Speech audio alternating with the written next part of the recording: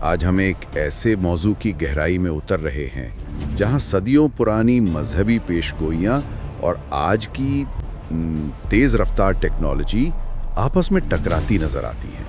یہ ایک دلچسپ اور کچھ لوگوں کے لیے شاید پریشان کن سنگم ہے۔ کیا قدیم زمانے کے انتباہات آج اے آئی اور مائکرو چپس کی شکل میں حقیقت بن رہے ہیں؟ جی بالکل، یہ سوال آج کل بہت سے ذہنوں میں ہے، اور اس کو سمجھنے کے لیے ہمارے پاس جو ذرائع ہیں وہ بھی کافی مختلف زاویوں سے بات کرتے ہیں۔ ہاں، ذرائع کافی ہیں، جیسے اسلامی اور عیسائی روایات میں دجال اور اینٹی کرائسٹ پر جو تفصیلات ملتی ہیں وہ ہیں۔ پھر ایک یوٹیوب ویڈیو ہے جو چیٹ جی پی ٹی اور بائبل کی حیوان کی نشانی پر قیاس آرائی کرتی ہے۔ اور سلیکون ویلی کے حوالے سے بھی مواد ہے، مطلب ان کے ٹیکنالوجی اور مستقبل کے نظریات، اے آئی نگرانی کے اخلاقی پہلو۔ جی بالکل، وہ تحقیقی مقالہ، پھر جسم میں لگائے جانے والے مائکرو چپس پر بحث اور ریڈٹ جیسی جگہوں پر عام لوگوں کے جو خدشات ہیں وہ سب شامل ہیں۔ تو آج کا مقصد یوں سمجھیں کہ ان قدیم تصورات، دجال، اینٹی کرائسٹ، ان کو سمجھنا ہے۔ ہاں، اور یہ دیکھنا کہ آج کی ٹیکنالوجی جیسے اے آئی، مائکرو چپس، ان کو کیسے ان پیشگوئیوں سے جوڑا جا رہا ہے۔ اور اس سب کے پیچھے جو طاقت کے محرکات ہیں، اخلاقی سوالات ہیں، ان کا جائزہ لینا۔ بالکل، چلیں ذرا اس معاملے کو کھول کر دیکھتے ہیں۔ سب سے پہلے ان قدیم شخصیات کی بات کرتے ہیں جنہیں بڑے فریب کی علامت سمجھا جاتا ہے۔ اسلامی روایت میں المسیح الدجال، جی، الدجال لغوی معنی ہیں دھوکہ دینے والا مسیح۔ قرآن میں تو براہ راست ذکر نہیں ملتا، لیکن احادیث میں کافی تفصیلات ہیں۔ ہاں، احادیث میں بہت کچھ ہے۔ کہا جاتا ہے کہ مشرق سے نکلے گا، ایک آنکھ میں نقص ہوگا، پیشانی پر کافر لکھا ہوگا، اور وہ حیرت انگیز کام کرے گا، جیسے بیماروں کو ٹھیک کرنا، مردوں کو زندہ کرنا۔ لیکن یہ سب یعنی روایات کے مطابق شیطانی طاقتوں کی مدد سے ہوگا۔ جی بالکل، اور بہت سے لوگوں کو گمراہ کرے گا، یہ بھی کہا جاتا ہے۔ اور یہیں پر اگر ہم دوسری طرف دیکھیں تو عیسائی روایت میں اینٹی کرائسٹ کا تصور آتا ہے۔ اینٹی کرائسٹ یعنی مسیح کا مخالف، اس کا ذکر بائبل میں ملتا ہے، خاص طور پہ یوحنا کے خطوط میں، جو خدا اور یسوع مسیح کا انکار کرتا ہے۔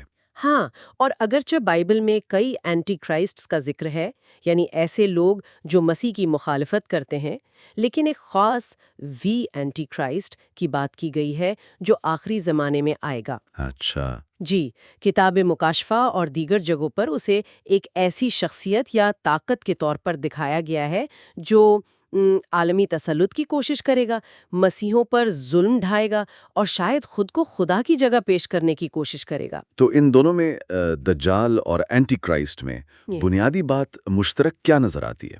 دیکھیں، بنیادی طور پر تو دونوں ہی اپنے اپنے مذہبی تناظر میں آخری زمانے میں آنے والی سب سے بڑے فتنے، سب سے بڑے دھوکے اور خدائی نظام کے خلاف بغاوت کی علامت ہے۔ ایک حتمی امتحان کہہ سکتے ہیں۔ بالکل، پیروکاروں کے لیے ایک حتمی امتحان۔ تفصیلات میں فرق ضرور ہے، جیسے ان کی شناخت کیسے ہوگی، ان کا انجام کیا ہوگا، ان سے جڑی خاص نشانیاں کیا ہیں، لیکن ان کا کردار، یعنی وہ حتمی مخالف جو انسانیت کو گمراہ کرنے آئے گا، وہ کافی ملتا جلتا ہے۔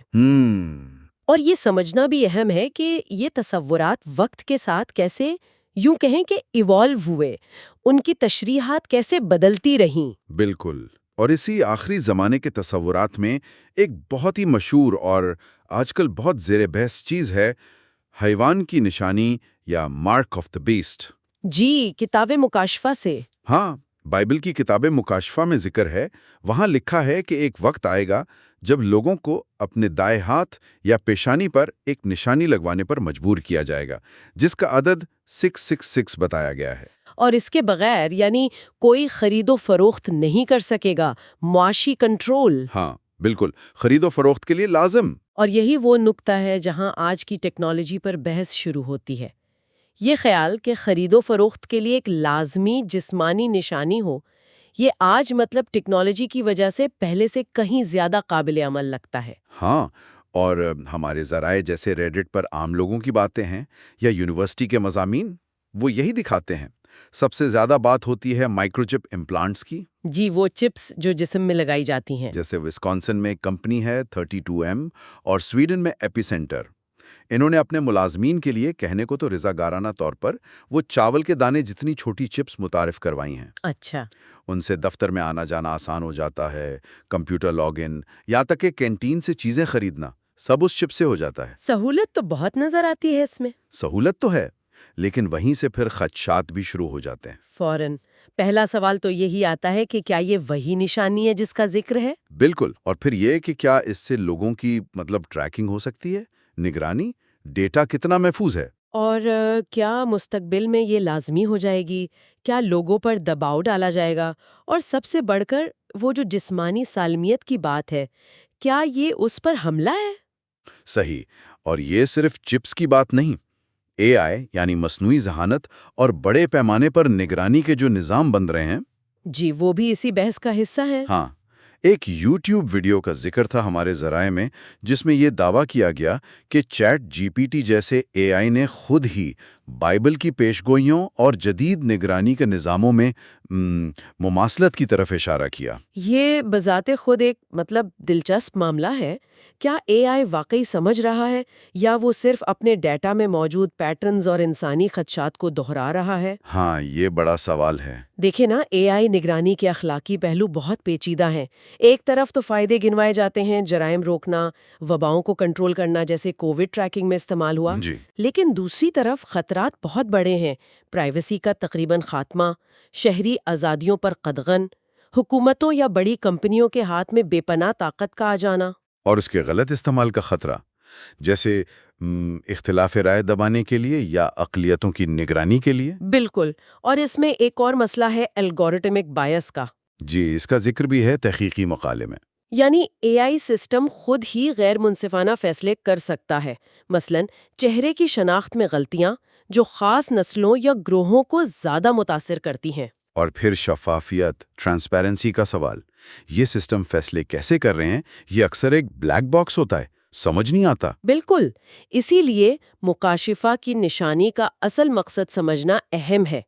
وہ صرف ایک شناختی نشان نہیں تھی، بلکہ ایک پورے معاشی اور سماجی کنٹرول کے نظام کی علامت تھی جو ایک خاص طاقت یعنی حیوان سے وفاداری کا تقاضا کرتی تھی۔ اچھا، تو سسٹم اہم ہے۔ جی، سسٹم، آج کی ٹیکنالوجیز، چاہے وہ مائکرو چپس ہوں، اے آئی نگرانی ہو یا پھر ڈیجیٹل کرنسی اور کیش لیس معیشت کی طرف بڑھتے قدم، یہ سب اس قسم کے کنٹرول کو ممکن بناتی نظر آتی ہیں۔ تو یہاں اہم نقطہ ٹیکنالوجی بذات خود نہیں، بلکہ وہ نظام ہے جو اسے استعمال کر کے بنایا جا سکتا ہے یا بنایا جا رہا ہے۔ اور تاریخ دیکھیں تو لوگ ہمیشہ نئی ٹیکنالوجی کو پرانی پیشگوئیوں کی اینک سے دیکھتے آئے ہیں۔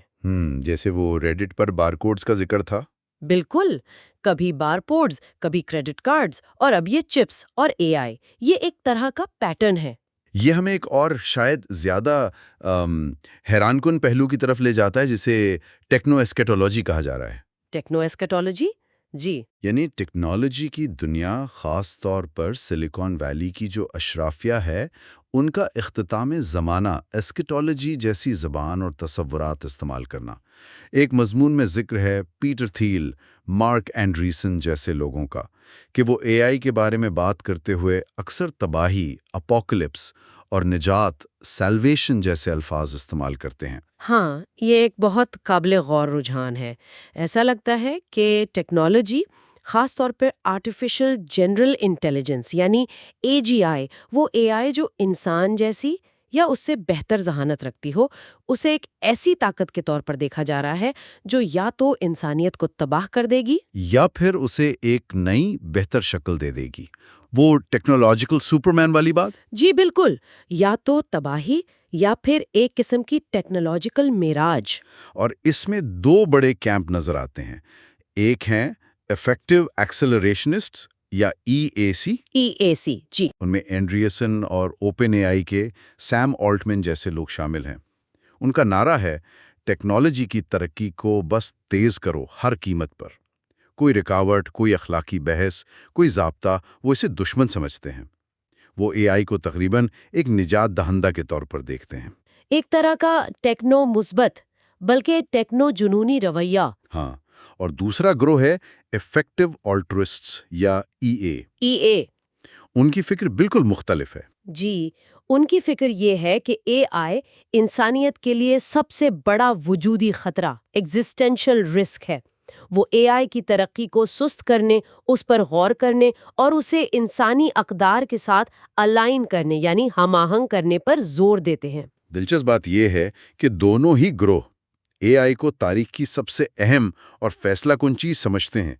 बस एक इसके खतरात पर ज्यादा जोर देता है, दूसरा इसके मुमकिना फवायद बल्कि मौजज़ात पर। वो ईएसी वाले उन्हें डूमर्स कहते हैं, यानी मायूसी फैलाने वाले। हाँ, डूमर्स। और ये सब सिर्फ फलसफियाना बातें नहीं हैं, इसका सीधा ताल्लुक पैसे और ताकत से है। बिल्कुल, यहीं पर असल खेल है। ये जो बड़े बड़े ड्रामाई बयानिए हैं कि एआई या तो क़यामत लाएगा या जन्नत, ये सरमायाकारों को मुतवज्जे करते हैं। ये एक यकीन पैदा करते हैं कि एआई ही मुस्तकबिल है और इस पर पैसा लगाना, शर्त लगाना ज़रूरी है। जी, वेंचर कैपिटल को मुतवज्जे करने का एक तरीका। पीटर थील ने अपनी किताब 0 to 1 में लिखा भी कि बड़ी कंपनियां बनाने के लिए आपको राजों पर यकीन रखना होता है, ऐसी चीजें जिन पर अभी सब यकीन नहीं करते। ये बयानिए बिल्कुल यही काम कर रहे हैं। ये ओपन एआई और एंथ्रोपिक जैसी कंपनियों की वैल्यूएशन को अरबों डॉलर तक पहुंचा देते हैं। बिल्कुल, ये एक तरह से बयानिया तख्लीक यानी नैरेटिव क्रिएशन का अमल है। जिस तरह माजी में मजहबी रहनुमाओं ने इख्तितामी ज़माने के बयानिए इस्तेमाल करके पैरोकारों को मुत्तहिद किया, उन्हें एक सिमत दी, इसी तरह आज टेक्नोलॉजी लीडर्स एआई के गिर्द ऐसे बयानिए बना रहे हैं जो न सिर्फ सरमाया खींचते हैं बल्कि मुस्तकबिल की सिमत भी मुतय्यन करते हैं। मुस्तकबिल को काबू करने की कोशिश हैं। ये ताकत का खेल है जो हकीकत को तश्कील देता है। थील की कंपनी फाउंडर्स फंड ने एक पार्टी भी रखी थी जिसका नाम था हेरेटिकन अपोकलिप्स बॉल। नाम में ही क़यामत। ये महज इत्तेफाक तो नहीं लगता। नहीं, ये एक सोची समझी हिकमत अमली का हिस्सा लगता है, ताकि एआई को एक ऐसी तकदीर के तौर पर पेश किया जाए जिसे कबूल करना ही होगा। अब अगर हम वापस एआई जैसे चैट जीपीटी की तरफ आएं, तो वो यूट्यूब वीडियो वाली मिसाल बड़ी दिलचस्प थी कि एआई ने सारफ के सवालात के जवाब में कभी बाइबल की पेशगोइयों की तस्दीक कर दी, कभी तजाद बयानी की, कभी इस्लामी नज़रियात की तायद कर दी। इससे क्या जाहिर होता है? इससे एआई की कम से कम मौजूदा हुदूद जाहिर होती हैं। वो ज़्यादातर उन मालूमात और तासुबात को ही दोहरा रहा है जो इसके ट्रेनिंग डेटा में मौजूद है या फिर सारिफ के सवाल पूछने के अंदाज में झलक रहे हैं। तो वो खुद से नहीं सोच रहा। नहीं, वो हकीकी फहम या बसीरत का मुजाहरा नहीं कर रहा। वो एक बहुत ही पेचीदा किस्म का आईना है जो मौजूद डेटा को मनक़िस कर रहा है, और यही चीज़ उसे मुमकिना तौर पर हेरा फेरी मैनिपुलेशन का एक ताकतवर आला बना सकती है, ख़ास तौर पर जब लोग इसे गैर जानिबदार या अक्लमंद समझ बैठें। तो ऐसे दौर में जहां टेक्नोलॉजी खुद पेशगोइयों की तरह मुबहम और ताकतवर महसूस हो, परख या डिसर्नमेंट की अहमियत कितनी बढ़ जाती है। मजहबी ज़राया क्या कहते हैं इस बारे में? मजहबी रिवायात, ख़ास तौर पर ईसाइयत में जिसका हमारे ज़राए में जिक्र है, वो हमेशा से पेशगोइयों और दावों को परखने पर बहुत जोर देती आई हैं। बाइबल में वाज़ेह हुक्म है कि सब बातों को आजमाओ और रूहों को आजमाओ कि वो खुदा की तरफ से है या नहीं। अच्छा, तो ये नहीं कि बस मान लिया जाए। बिल्कुल नहीं, परखना ज़रूरी है। और उस परख का कोई तरीका, कोई फ्रेमवर्क भी बताया गया है? जी, कुछ उसूल बताए गए हैं। मसलन जो शख्स दावा कर रहा है उसका किरदार कैसा है, क्या उसकी बात कलामे मुक़द्दस यानी बुनियादी मजहबी तालीमात से मुताबिकत रखती है, क्या कम्युनिटी के दूसरे समझदार लोग उसकी तायद करते हैं, क्या वो शख्स जवाबदेह है, और अगर उसकी पेशगोई गलत साबित हो तो क्या वो अपनी गलती मानता है। ख़ास तौर पर जो बड़ी आलमी सतह की पेशगोइयाँ होती हैं उनके बारे में शदीद एहतियात और आजिज़ी की तलकीन की गई है। ये तो बहुत अहम नुकात हैं। और यही उसूल देखें ना किसी शक्ल में हर किस्म के दावों पर लागू होते हैं, चाहे वो मजहबी हों, सियासी हों या फिर टेक्नोलॉजी से मुत्ताल्लिक हों। तनकीदी सोच यानी क्रिटिकल थिंकिंग की ज़रूरत आज पहले से कहीं ज़्यादा है। तो हमें हर दावे पर सवाल उठाना चाहिए। बिल्कुल, हमें ये सवाल पूछना होगा, ये मालूमात कहाँ से आ रही हैं, اس کا مقصد کیا ہو سکتا ہے؟ کیا یہ شواہد پر مبنی ہے یا صرف کسی نظریے یا ایجنڈے کو آگے بڑھا رہی ہے؟ اے آئی کے معاملے میں وہ تحقیقی مقالہ بھی تو شفافیت، ٹرانسپیرنسی، جواب دہی اور ضابطے کی ضرورت پر زور دیتا ہے، وہ الگورتھمک شفافیت کا جو مطالبہ ہے۔ جی، الگورتھمک ٹرانسپیرنسی، تاکہ سمجھا جا سکے کہ یہ طاقتور نظام کیسے کام کر رہے ہیں اور ان کے فیصلوں کے کیا نتائج نکل رہے ہیں، یہ بہت ضروری ہے۔ بالکل، شور سے سگنل کو الگ کرنا، ہائپ اور حقیقت میں فرق کرنا، یہ آج کے دور کے بڑے چیلنجز ہیں۔ جی بالکل، چاہے بات قدیم پیش گوئیوں کی ہو یا جدید ٹیکنالوجی کے وعدوں اور خطرات کی، ہمیں آنکھیں بند کر کے یقین کرنے کے بجائے سوال اٹھانے اور محتاط تجزیہ کرنے کی ضرورت ہے۔ طاقتور نظاموں، چاہے وہ نظریاتی ہوں یا ٹیکنیکی، ان میں اخلاقی جانچ اور توازن کا ہونا لازمی ہے۔ تو آج کی اس ساری گفتگو کا لبِ لباب کیا نکلا؟ ہم نے دیکھا کہ کس طرح قدیم زمانے کی فریب اور کنٹرول کی علامتیں جیسے دجال اور اینٹی کرائسٹ آج بھی زندہ ہیں، ان پر بات ہوتی ہے۔ جی، پھر ہم نے دیکھا کہ کیسے نئی ٹیکنالوجیز جیسے مائکرو چپس اور اے آئی ان خدشات کو ایک نئی شکل میں سامنے لا رہی ہیں۔ ہاں، ان سے جوڑ کے دیکھا جا رہا ہے۔ ہم نے یہ بھی سمجھا کہ اختتام زمانہ کے جو بیانیے ہیں، چاہے وہ مذہبی ہوں یا سلیکون ویلی سے نکلیں، وہ کس طرح طاقت، پیسے اور مستقبل کی تشکیل سے جڑے ہوئے ہیں۔ وہ بیانیوں کی طاقت۔ جی، اور آخر میں اس سب کے بیچ پرکھ، تنقیدی سوچ اور اخلاقی ذمہ داری کی اہمیت بہت واضح ہوئی۔ بالکل۔ اب ایک آخری سوال جس پر شاید سامعین بھی غور کریں، یہ جانتے ہوئے کہ یہ کہانیاں، یہ ٹیکنالوجیز ہمارے یقین اور ہماری دنیا کو بدلنے کی اتنی طاقت رکھتی ہیں، ہماری انفرادی ذمہ داری کیا بنتی ہے؟ بہت اہم سوال ہے۔ کیا یہ کافی ہے کہ ہم انہیں فوراً قبول کر لیں یا فوراً رد کر دیں، صرف اس بنیاد پر کہ وہ ہمارے پہلے سے موجود خیالات سے ملتی ہیں یا نہیں؟ یا پھر ضرورت اس بات کی ہے کہ ہم ان کے ساتھ تنقیدی انداز میں سمجھنے کی کوشش کرتے ہوئے اور ان کے گہرے اثرات پر غور کرتے ہوئے معاملہ کریں؟ یہ شاید آج کے دور کا سب سے بڑا چیلنج ہے۔